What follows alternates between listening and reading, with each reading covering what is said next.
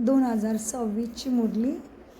महावाक्य आहे, गोड मुलांनो, तुम्ही रावणाच्या मतावर चालून बाबांची निंदा केली आहे. जी बाबा, असंच झालेलं आहे आमच्याकडून, आहे की नाही.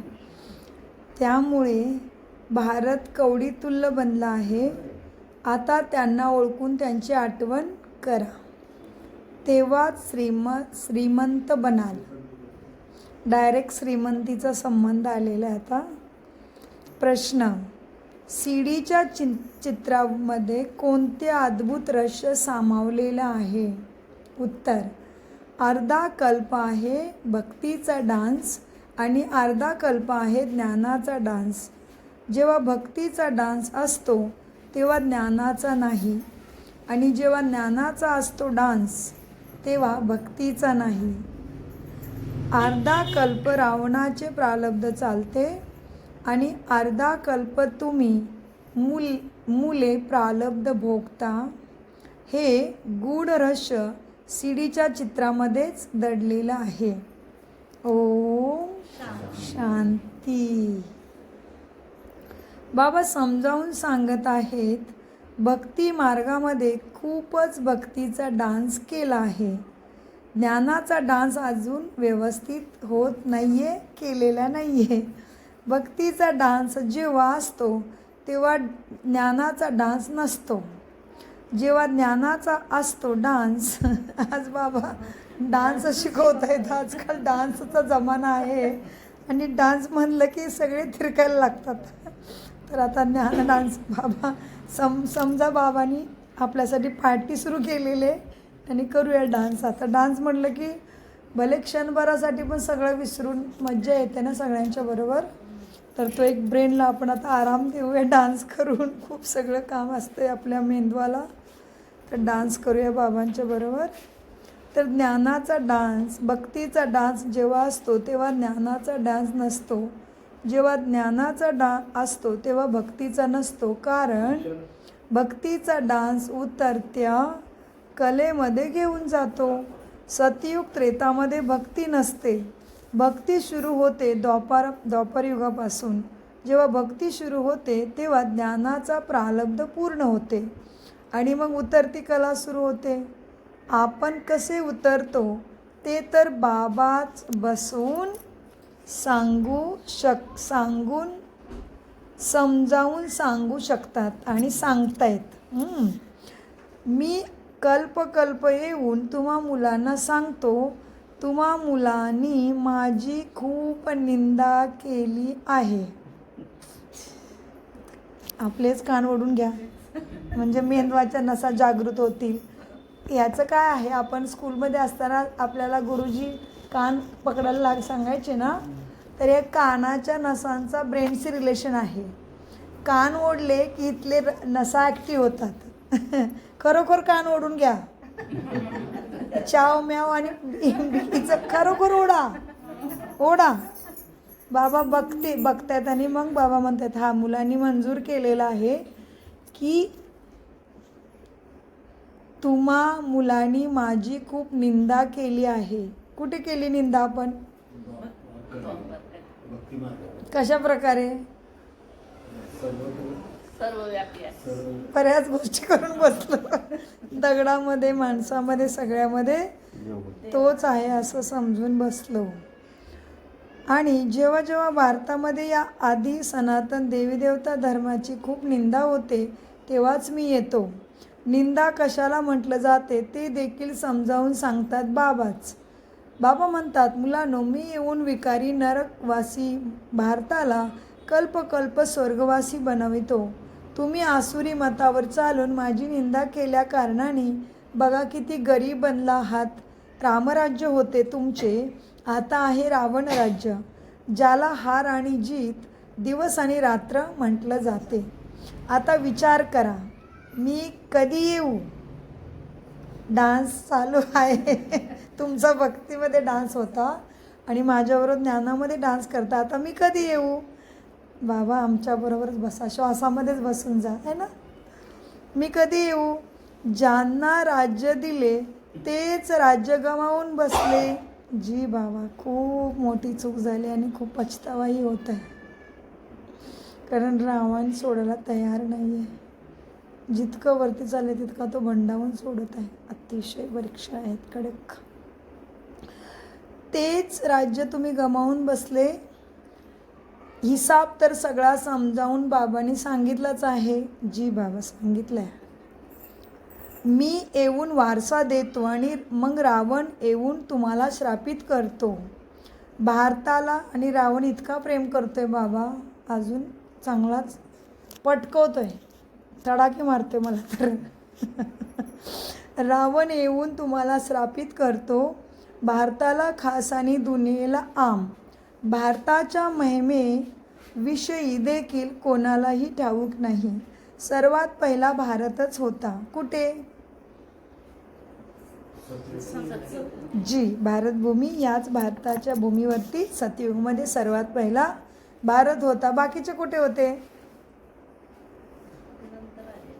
हांजी, आत्मे कुठे होते आणि भूखंड दुसऱ्या देशांचा भूखंड कुठे गेलेला? कुठून आला तो भूखंड? कशाखाली? पाण्याखाली जातो तो, जलमय होतो. आणि जेव्हा परत आत्मे उतरायला लागतात तेव्हा प्रकृती मदत करतेच आपल्याला. प्रकृती मा आहे. मग ते आपण काय करतो, नवी मुंबई वगैरे जशी आपण ती खाडी भरली ना आणि त्याच्यावरती बिल्डिंग बनवतो, त्याप्रकारे जमीन, पाणी, सागर वगैरे, नद्या वगैरे आपल्याला जागा देतात. तिथे आपण बनवायला सुरुवात करतो. कारण आपल्याकडे टेक्नॉलॉजी यायला सुरुवात होते. कारण वरून आत्मे येतात त्याच्या हिशोबाने इथे पण आत्म्यांना ते ॲटोमॅटिक चार्ज होतं त्यांच्यामध्ये. ते ज्ञान, बिल्डिंग वगैरे बांधण्याचे मोठे मोठे. पहिले महल कसे होते आपले सतयुगात? सोन्याचे, आहे ना. आता नाही येते ज्ञान, पण नंतर त्यावेळेला ते परत ज्ञान त्या आत्म्यांच्यामध्ये चार्ज होतं. कसं सोन्याच्या विटा बनवायच्या आणि ते कसं वर्किंग करायचं सगळं असं. कारण दगडाच्या बनवू शकतात तर सोन्याच्याही बनवू शकतात. कारण सोनं तर अविनाशी तत्व, अविनाशी मेटल आहे ते, आहे ना. तर बाबा सांगतात, मुलांनो, भारताला खास आणि दुनियेला रावणाने श्रापित केलं. भारताच्या महिमेविषयी देखील कोणालाही ठाऊक नाही. सर्वात पहिला भारतच होता. ते कधी होता, कसा होता, कोण राज्य करत होते याविषयी कोणालाच काहीच माहिती नाही. काहीच कोणी समजत नाही. जे देवता होते त्यांचा चेहरा मनुष्याचाच होता आणि आचरण मात्र देवतांचे होते. आता चेहरा भले मनुष्याचा आहे, परंतु आचरण आसुरी आहे. आत्म्यांच्या गुणांचा सूर संस्कारामध्ये, मनबुद्धीमध्ये नाही आहे. आता मात्र आचरण कसं आहे? आसुरी. ज्यांना तुम्ही हे ज्ञान समजून सांगतात त्यांना ते समजतच नाही. कारण पारलौकिक पित्यालाच ते ओळखत नाहीत. उलट अजूनही शिव्या देत बसतात. कुठे कुठे ज्ञानात असलेल्या मुलांच्याकडून अशी परिस्थिती एकामेकाकडून येते की काय म्हणतात बाबा, उलट्या शिवबाब त्या पित्यालाच अजून एकतर पारलौकिक पित्याला जाणत नाहीत आणि उलट अजूनच शिव्या देत बसतात. बाबांची निंदा करता करता एकदमच कवडी तुल्य बनले आहेत. भारताचा फॉल झाला आहे. जेव्हा अशी हालत होते, बाबा म्हणतात, मुलांनो, जेव्हा मी येतो ना तेव्हा तुम्ही मुलांना सम्मुख बसून सांग आहे. किती छान ना. काय म्हणाले बाबा? बसलेत का? आम्ही मुलं बसलेत तर जरूर बाबा बसलेत. आम्ही दिसत नाही आहे तसा तोही आहे, पण अंतर्मनाने फक्त जाणू शकतो, डोळ्यांनी पाहायची वस्तू नाही. आता तुम्ही मुलांना सम्मुख बसून सांगत आहे. कल्पापूर्वी देखील असेच सांगितले होते. ही दैवी संप्रदायाची स्थापना होत आहे. मनुष्यापासून देवता तुम्ही बनत आहात. मनुष्यांना हे ठाऊकसुद्धा नाही की बाबा कधी येतात. सतयुग त्रेतामध्ये तुम्ही खूप आनंदाने प्रारब्ध भोगता, परंतु ते आत्ता अनेक परीक्षा जिंकणं आवश्यक आहे, तेव्हा ते प्रारब्ध मिळेल. सतयुग त्रेतामध्ये तुम्ही खूप आनंदाने प्रारब्ध भोगता. मग द्वापारपासून रावणाचा श्राप घेत पूर्णपणे तुमचं राज्य नष्ट होत जाते. जसे देवता प्रारब्ध भोगता भोगता त्रेताच्या अंताला पूर्णपणे नष्ट होतात. अच्छा, देवता पण पूर्ण निघून जातं आपलं. आणि नंतर मग रावणाचे आसुरी प्रारब्ध सुरू होते. भक्ती देखील पहिली अव्यभिचारी असते, मग व्यभिचारी होते. सीडीचे चित्र अचूक बनलं आहे. प्रत्येक वस्तू सत्वप्रधानापासून सतो रजो तमोमध्ये येते. भेसळ पडत राहते. कुठे कुठे कशामध्ये पडली? भेळ आठवली का? भेळ तर नाही आठवली ना. कशात भेसळ पडली? आत्म्याच्या संस्कारामध्ये. सतोप्रधान सतो रजो तमो बनते, भेसळ पडत जाते. तुम्हा मुलांना तर खूप चांगल्या रीतीने समजावून सांगितले जाते, परंतु धारणा कमी पडते. परंतु काय होतं? धारणा कमी पडते. कोणामध्ये तर हे ज्ञान समजावून सांगण्यासाठी अजिबात डोकंच नाही. आज बाबा एकदम प्रॅक्टिकल झालेत. अरे बाबा, एकदम बाबावरती जायचा वेळ आलेला आहे. आणि काय अवस्था झालेली आहे रावणामुळे. काय म्हणतो ते बाबा? कोणामध्ये तर हे ज्ञान समजून सांगण्यासाठी अजिबात डोकं नाही. कुणी खूप चांगले अनुभवी आहेत, ज्यांची धारणा खूप चांगली असते. नंबरवार ते असतातच ना. हां, नंबरवार असतातच. स्टुडंट एक समान नसतात. प्रत्येकाला काही ना काही नंबर जरूर दिला जातो. कोणालाही समजावून सांगणे खूप सोपे आहे. बाबा म्हणतात, मुलांनो, माझी आठवण करा. तुम्ही बेहदच्या पित्याचे मुले आहात ना. मग त्यालाच आठवण केल्याशिवाय प्रारब्ध बनणार नाही. मी तुमचा बेहदचा पिता, सृष्टीचा रचत आहे. माझी आठवण केल्याने तुम्हाला बेहदचा वारसा मिळेल. आठवणीद्वारेच भेसळसुद्धा निघून जाईल. कुणी खाल्ली सातारच्या राजवाड्याची भेळ? खाल्ली त्या वयामध्ये, कॉलेजच्या वयामध्ये. बाबा म्हणतात, मग कुठली तरी खाल्ली का नाही? पण नाही खाल्ली ना. हां, मग आता बाबा म्हणतात भेसळ पडत जाते, की भेसळ परत आता उतरवायचं काम चाललेलं आहे ना. तर बाबा म्हणतात, मी तुमचा बेहदचा पिता. हां, नंतर आठवणीद्वारे भेसळ निघून जाईल. फक्त एवढेच समजून सांगा की तुम्ही भारतवासी सतयुगामध्ये सतप्रधान होते, आता कलियुगामध्ये तमप्रधान बनला आहात. आत्म्यांच्या मध्ये भेसळ पडते. पवित्र बनल्याशिवाय तिथे कोणीही जाऊ शकत नाही. नवीन दुनियेमध्ये आहेतच सत्वप्रधान. कपडा नवीन असतो तेव्हा म्हटले जाईल सत्वप्रधान. कपडा नवीन असतो तेव्हा काय म्हणायचं? सत्वप्रधान. मग जुना होतो तेव्हा तमप्रधान. आता सर्वांचाच कपडा फाटण्यालायक बनला आहे. तो कधीही जाऊ शकतो. रामनाम सत्य होऊ शकतो. सर्वजण जडजडीभूत अवस्थेला प्राप्त झाले आहेत. जे विश्वाचे मालिक होते ते काय झाले आता? जडजडीभूत अवस्था म्हणजे वटलेलं झाड. अवस्था संस्कारांची अशी झालेली आहे. सर्वजण जडजडीभूत अवस्थेला प्राप्त झालेले आहेत. जे पहिले विश्वाचे मालिक होते तेच एकदम गरीब बनले आहेत. मग त्यांनाच श्रीमंत बनायचं आहे. या गोष्टींना मनुष्य अजिबात जाणत नाहीत. भारत स्वर्ग होता, या लक्ष्मीनारायणाचे राज्य होते. बाकीचे सर्व धर्माचे तर नंतर आले आहेत. बाबा तुम्हाला सत्य गोष्ट समजावून सांगत आहेत. गीताचा पहा, सर्वजण किती मान करतात. वाचता वाचता एकदम खाली कोसळून म्हणजे मान करत करत त्याचा गीतेचा मान करतात. कुठली गीता? श्रीमद भगवद्गीतेचा मान करतात तरी पण अधोगतीलाच गेले. तेव्हाच तर मला बोलवतात, हे पतित पावन या, आम्ही भ्रष्टाचारी बनलो आहोत. सद्गती तर भगवंतच देऊ शकतो. बाकी शास्त्रामध्ये तर सर्व आहे भक्तीचे मार्ग. तुमच्या बुद्धीमध्ये पक्क झालं आहे ना. आम्ही बाबांच्या ज्ञानाद्वारे देवता बनतो. आता साऱ्या दुनियेपासून वैराग्य आहे का आणि किती टक्के आलेलं आहे ते पाहायचं. म्हणजे जुने संस्कार आणि सगळ्या जुन्या सवयी. आता साऱ्या दुनियेपासून वैराग्य आहे. संन्यासी देखील भक्ती करतात, गंगा स्नान इत्यादी करतात ना. भक्ती देखील सत्वप्रधान नंतर रजोतमोमध्ये येते. इथे देखील असंच झालं. अर्धा कल्प ब्रह्माचा दिवस, अर्धा कल्प ब्रह्माची रात्र गायली जाते. ब्रह्मासोबत जरूर तुम्ही ब्राह्मण देखील असाल. तुम्ही आता दिवसामध्ये जात आहात. भक्तीची रात्र पूर्ण होत आहे. भक्तीमध्ये तर खूप दुःख आहे, त्याला रात्र म्हटलं जाते. अंधारामध्ये धक्के खात राहतात भगवंताला भेटण्याकरिता. भक्ती मार्गामध्ये सद्गती देणारे कोणीच असत नाही. तुमच्या व्यतिरिक्त इतर कोणीही यथार्थ रीतीने भगवंताला ओळखत नाहीत.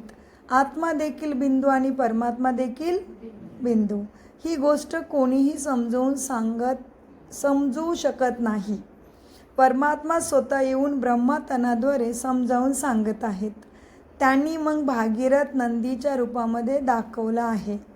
कुणाला दाखवला? नंदी दाखवला. ब्रह्माबाबाचे आहे ते, पण ते नंदीमध्ये दाखवलं. त्यांना मग भागीरथ नंदी रूपामध्ये दाखवतात. आता नंदीचा तर गोष्टच नाही.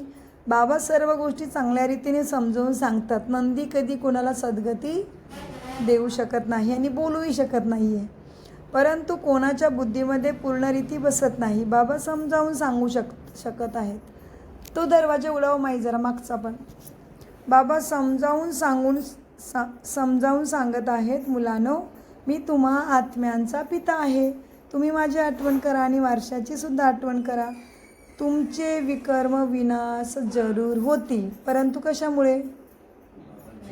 आठवणीमुळे विकर्म विनाश होतील. तरी देखील तुम्ही म्हणता, बाबा आम्ही विसरून जातो. वा, बाबांनी शाबासकी दिली. वा, विसरून जाता. तुम्ही म्हणता, बाबा आम्ही विसरून जातो. वा, अशा सजनला, हो इतक्या गोड सजनाला कशा विसरता? कुठला सजना लक्षात ठेवता तुम्ही? बघा आता चेक करा. अशा साजनला अथवा पित्याला विसरायचं असतं का? पत्नी पतीला अथवा मुले आपल्या वडिलांना कधी विसरतात काय? मग इथे तुम्ही कसे विसरता? किती गोड बनत आहेत बघा. बाबांचा डान्स करता करता बाबा आता प्रेमळ बनले आहे ना. मग इथे तुम्ही कसे विसरता? म्हणतात देखील, बाबा तुम्ही आम्हाला स्वर्गाचे मालिक बनवत आहात, तरी देखील विसरून जातो. बाबा म्हणतात, मुलांनो, आठवण केली नाही तर आत्म्यावरती जी कट आहे तो कसा निघणार? मुख्य गोष्ट आहे आठवणीची. आपला इतर धर्माशी संबंध नाही. शाळेमध्ये तर इतिहास भूगोल समजावून सांगतात, कोणी तर अजिबात समजत नाही. स्वयं भगवान शिकवत आहे, हेच काही जणांच्या बुद्धीत बसत नाही.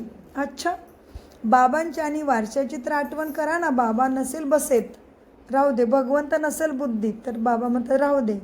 फक्त बाबांची आणि वारसाची आठवण करा. ते सुद्धा विसरून जातात. त्याच्यासाठी अर्ध्या कल्पापासून भक्ती करत आला आहात. त्या पित्याची तुम्ही आठवण करू शकत नाही का? ज्याच्यासाठी अर्ध्या कल्पापासून भक्ती केली त्याची आठवण नाही करू शकत. तुम्हा मुलांच्या बुद्धीमध्ये आहे, आता आपण हे शरीर सोडून राजाईमध्ये जाणार.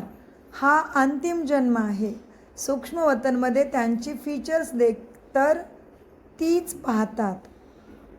वैकुंठमध्ये देखील पाहता. जाणता ना, मम्मा बाबा लक्ष्मीनारायण बनतात. तुम्ही जेव्हा सतयुगामध्ये असता तेव्हा समजता की हे एक शरीर सोडून दुसरं घ्यायचं आहे. तिथे त्यांना हे माहीत नसते देवतांना. मात्र सतयुगानंतर त्रेता येईल, द्वापर येईल आणि आपण उतरते कलामध्ये जाणार. ज्ञानाची गोष्ट तिथे राहत नाही. पुनर्जन्म घेत राहतात. तिथे आत्माभिमानी असतात. मग आत्माभिमानीपासून देहाभिमानी बनतात. हे नॉलेज केवळ तुम्हा ब्राह्मणांनाच आहे, इतर कोणालाही नाही. हे ज्ञानेश्वर, हे ज्ञानाचे सागर पिताच आहेत. तेच तुम्हाला ऐकवतात. ते जरूर ब्रह्माची मुले ब्राह्मणांनाच ऐकवतील. ब्रह्माची मुले आहेत. ब्राह्मण संप्रदाय. ब्रह्माची मुले कोण आहे? ब्राह्मण संप्रदाय. रात्रंदिवसाचा फरक आहे ना. तुम्ही पुरुषार्थ करून संपूर्ण गुणवान बनता. संपूर्ण निर्विकारी ग्रस्त व्यवहारामध्ये राहत असताना देखील तुम्ही बाबांची आठवण करा. कर्म तर करायचीच आहेत, परंतु बुद्धीचा योग बाबांच्या सोबत लागलेला असावा. कर्म भले कोणतेही करा, मग ते सुतार काम करा किंवा राजाई करा. अच्छा, कलियुगामध्ये पण राजाई. राजा जनकचं देखील गायन आहे ना.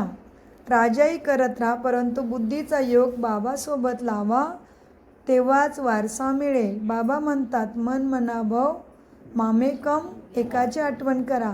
शिव बाबा म्हणतात, केवळ शिव म्हटल्याने लिंगरूप आठवणीत येईल. बाकी सर्वांचे तर शरीराचे नाव घेतले जाते. पाठ शरीराद्वारे बजावतात. आता तुम्हाला आत्माभिमानी बनविले जाते, जे अर्धा कल्प चालते. यावेळी सर्व आहेत देहाच्या अभिमानामध्ये. तिथे असतील यथा राजा राणी तथा प्रजा. आयुष्य तर सर्वांचे दीर्घ असते.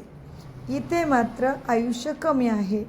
तर बाबा सम्मुख बसून मुलांना किती चांगल्या रीती समजावून सांगत आहेत. हे आत्मानो, कारण आत्माचं ज्ञान घेते. धारणा आत्मामध्ये होते. बाबांना तर शरीर नाही. आत्म्यामध्ये सारे ज्ञान आहे.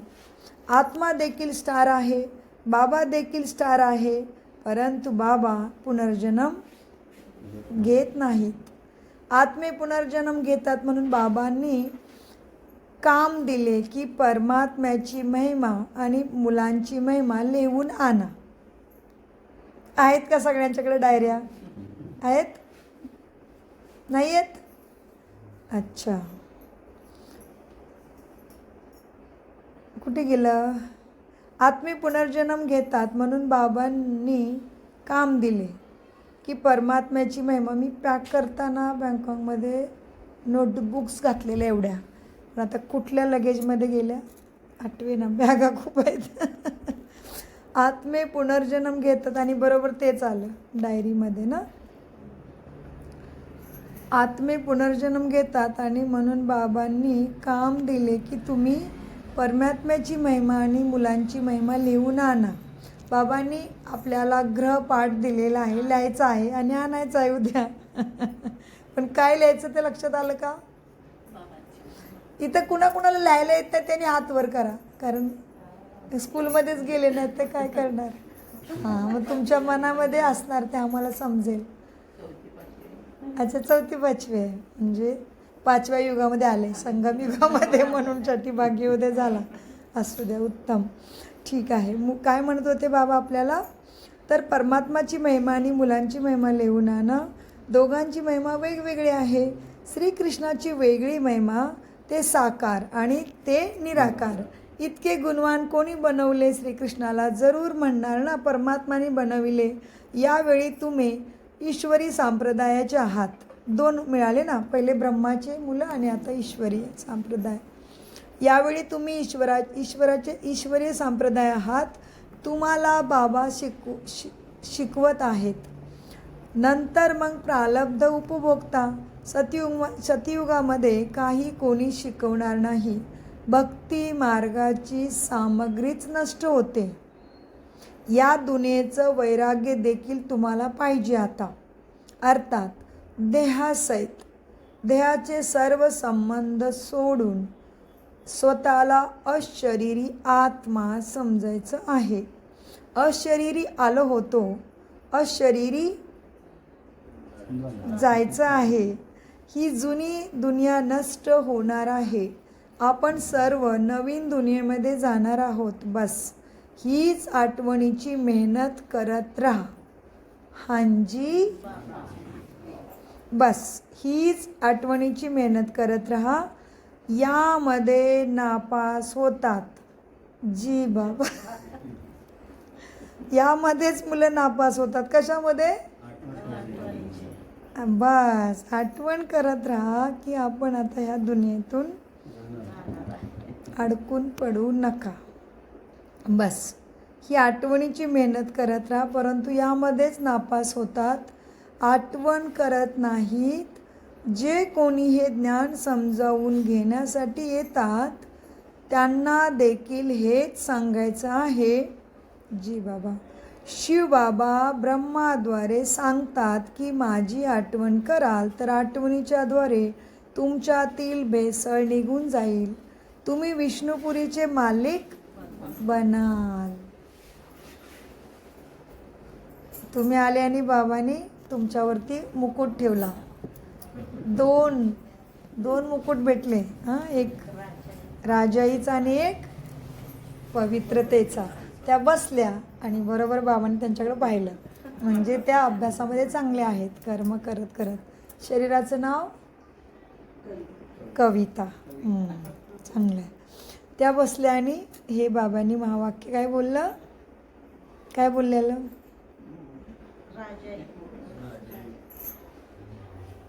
विष कुठे होतो सर आपण?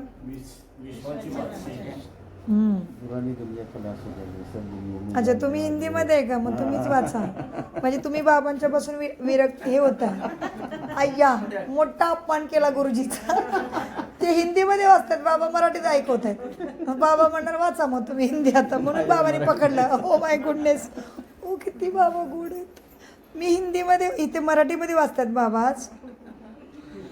आपली मातृभाषा आणि ते हिंदीत वाचतात. म्हणजे ते बाबांच्या पुढे गेले. बाबा म्हणाले मागे तुम्ही. म्हणजे कसं टीचर शिकवतोय आणि ते आपलंच पुस्तक वाचत बसलंय. मग शाळेत कशाला यायचं, घरात वाचत बसा ना, असे बाबा म्हणतायत. मी नाही म्हणत. अच्छा, बाबा काय म्हणतायत मुलांनो, म्हणजे असाच असतं ना साधारणतः. आता टीचर शिकवत आहे समोर घेऊन आणि हे म्हणते मला पुस्तकच आवडतंय.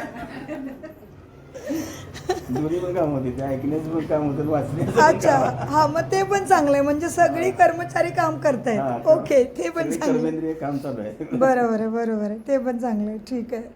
बाबा म्हणतात अशरीरी आलो होतो, अशरीरी जायचं. ही जुनी दुनिया नष्ट होणार आहे. आपण सर्व नवीन दुनियामध्ये जाणार आहोत. बस ही आठवणीची मेहनत करत राहा. यामध्ये नापास होतात. आठवण करत नाहीत. जे कोणी हे ज्ञान समजून घेण्यासाठी येतात त्यांना देखील हेच सांगायचं आहे की शिवबाबा ब्रह्माद्वारे सांगतात की माझी आठवण कराल तर मग आठवणीच्याद्वारे तुमच्यातील भेसळ निघून जाईल. तुम्ही विष्णुपुरीचे मालिक बनाल. तेव्हा त्या आल्या विष्णुपुरीचे मालिक. विष्णुपुरीचे मालिक बनाल. पुरीत स्वर्गपुरी आहे. तर तितकेच शक्य होईल बाबांची आठवण करा. जितके शक्य होईल तितके बाबांची आठवण करा. त्या पित्याची अर्धा कल्प आठवण केली आहे. मग आता तो सम्मुख आला आहे. म्हणत आहेत मुलांनो माझी आठवणीची मेहनत करा. त्यांना कोणीही अर्थसहित जाणत नाही भक्तीमध्ये. स्वतःच येऊन बाबा तुम्हाला आपला परिचय देतात. मी जे आहे, मी जसा आहे तसा मला कोणी विरळाच जाणतो. काय म्हणाले बाबा? मी जसा आहे तसा ॲक्युरेट मला अतिशय विरळ, एखादा क्वचित हजारात एखादा निघेल की तो मला ओळखतोय. बाबा म्हणतायत मी जो आहे, मी जसा आहे तसा कोणी विरळाच मला जाणतात आणि निश्चय करतात माझ्यावरती. आणि मग पुरुषार्थ करून वारसासुद्धा माझ्याकडून घेतात. शिवबाबा म्हणतात माझी आठवण केल्यानेच तुमची पाप कर्म विकर्म विनाश होतील आणि तुम्ही पवित्र बनून पवित्र दुनियेचे मालिक बनाल. कोणतेही विकर्म आता करायचे नाही. अच्छा,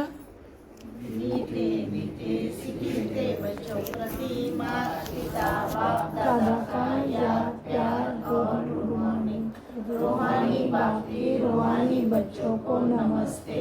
हम रूहानी बच्चों की रूहानी बाप दादा को याद प्यार गुड मॉर्निंग और नमस्ते. वाह बाबा वाह, शुक्रिया बाबा शुक्रिया. कम बोलो, धीरे बोलो, मीठा बोलो, सोच समझ कर बोलो. ओम शांति. ओम शांति. ओम शांति. गोड गोड खूप वर्षानंतर भेटलेल्या मुलांच्या प्रति मातपिता बापदादांची प्रेमपूर्वक आठवण आणि शुभप्रभात. आत्मिक पित्यांचा आत्मिक मुलांना नमस्ते. आम्ही आत्मिक मुलांचा आत्मिक पित्यांना नमस्ते. आणि हम है आत्मा अभिमानी स्थिति से सत्य गीता ज्ञान को समझते, धारण करते और कराते. धारणा: पुरुषार्थ करून संपूर्ण गुणवान बनायचं आहे. अंजी बा पुरुषार्थ करून संपूर्ण गुणवान बनायचं आहे. कर्म कोणतेही असेल, परंतु बाबांच्या आठवणीमध्ये राहूनच करायचं आहे. कोणतेही विकर्म आता करायचे नाही. हा जुना कपडा शरीर जडजडीभूत झाला आहे, यातून मोह काढून टाकायचा आहे. आत्म्याला सत्वप्रधान बनविण्याचा पूर्णपणे पुरुषार्थ करायचा आहे. वरदान: नेहमी अतींद्रिय सुखाची अनुभूती करणारे अटल अखंड स्वराज्य अधिकारी भव. बापदादा माझ्या समोर आले आणि सद्गुरूच्या रूपामध्ये माझ्या डोक्यावरती हात ठेवून मला आशीर्वाद देत आहेत. नेहमी अतींद्रिय सुखाची अनुभूती करणारे अटल अखंड स्वराज्य अधिकारी भव. विस्तार: जी मुले संगमावर कायमस्वरूपी अतींद्रिय सुखाचा वारसा प्राप्त करतात, अर्थात ज्याचा पित्यावर संपत्तीवर पूर्ण अधिकार असतो, ते इच्छाशक्तीवाले असतात. त्यांना अटल अतींद्रिय सुखाची अनुभूती होते. असे वारसदार अर्थात संपूर्ण वारसाचे अधिकारीच भविष्यामध्ये अखंड अटल स्वराज्याचे अधिकार प्राप्त करतात. याच्यामध्ये तुम्हाला ऐकायला येते माझा आवाज? येतोय ना? छान. ते त्यांना काय म्हणतात? अण्णा, भाऊ भाऊ आवाज येतोय ना माझा? येतोय ना? हां. आपण वरदानाच्या विस्तारामध्ये होतो. तर भविष्यामध्ये अखंड अटल स्वराज्याचा अधिकारी प्राप्त करतात.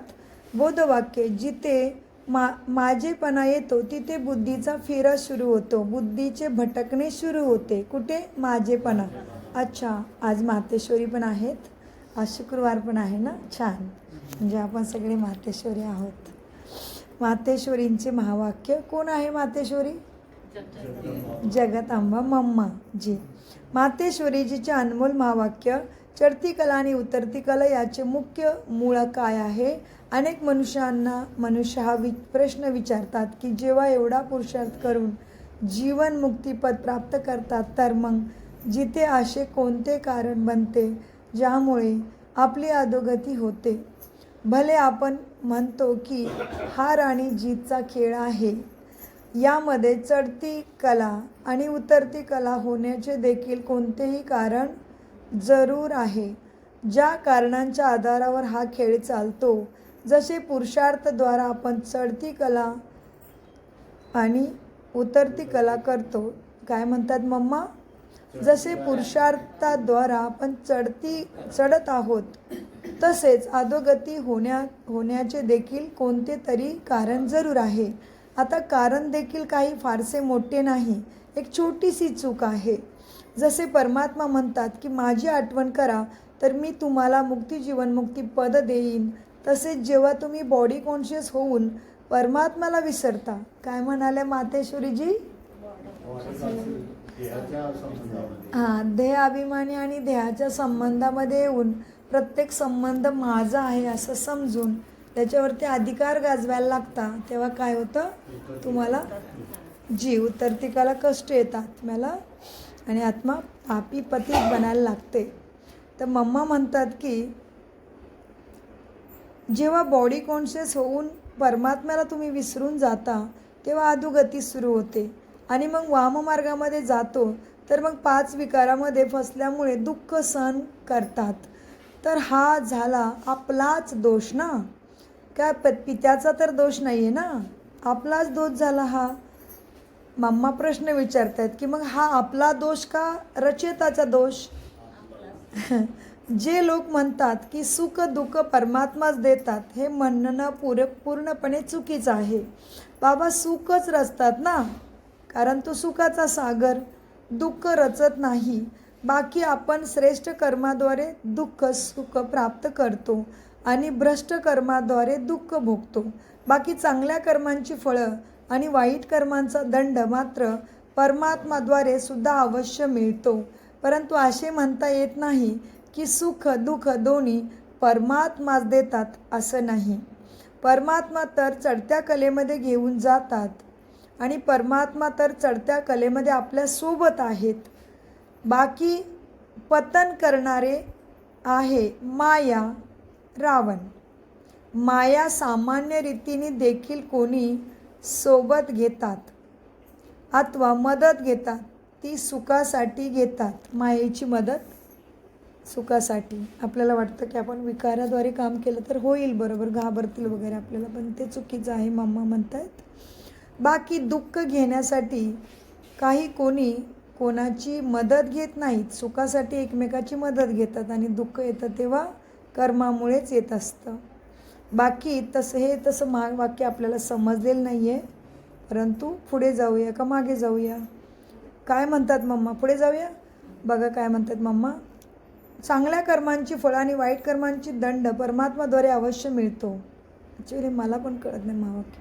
परंतु असे म्हणता येत नाही की सुख दुःख दोन्ही परमात्माच देतात. नाही, परमात्मा नाही देत. कोसळणंसुद्धा पतनसुद्धा आपल्यामुळेच होतं. हां, सुखालासुद्धा आपणच कारणे आहोत, दुःखालासुद्धा आपणच कारणे आहोत. परंतु आत्ता चढती कलामध्ये मात्र परमात्मा आपली मदत करतो. परंतु त्याच्या श्रीमतावरती चाललं तर जसे जसे कर्म तसं तसं फळ ज्ञानी परिणाम निघतो. तर या ड्रामामध्ये सुख दुःखाचा खेळ कर्मानुसारच बनलेला आहे. परंतु तुच्छ बुद्धी मनुष्य या रहस्याला जाणत नाहीत. अच्छा, ओम शांती. हे अच्छा अव्यक्त इशारे के बाद होता है ना वो. अव्यक्त इशारे सदैव अचल अडोल एकरस स्थितीचा अनुभव करा. समयानुसार आता सदैव अचल अडोल सर्व खजान्याने संपन्न राहा. समयानुसार थोडे जरी डगमग झाला तर सर्व खजान्यांचा अनुभव होणार नाही. बाबांच्याकडून मिळालेल्या खजान्यांचा नेहमीच कायम बाबांच्याकडून मिळालेल्या खजान्यांनाच नेहमी कायम ठेवण्याचं साधन आहे. सदैव कुठल्याही परिस्थितीमध्ये अचल अडोल राहणे. हांजी बाबा, ठीक आहे पिताश्री.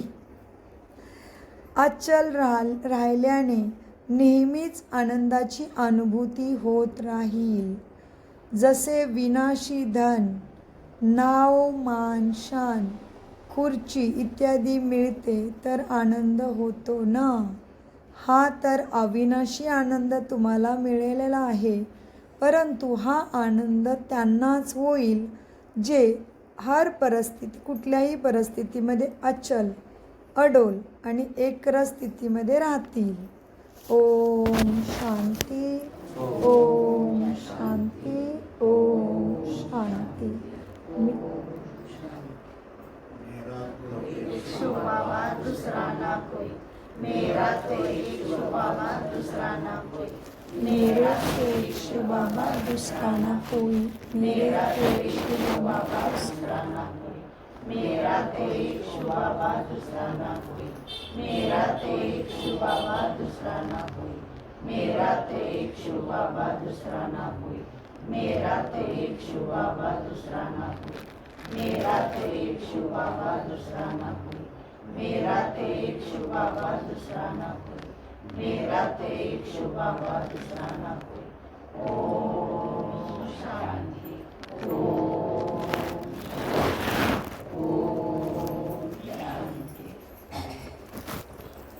काय आवडलं सगळ्यांना महावाक्यामधून?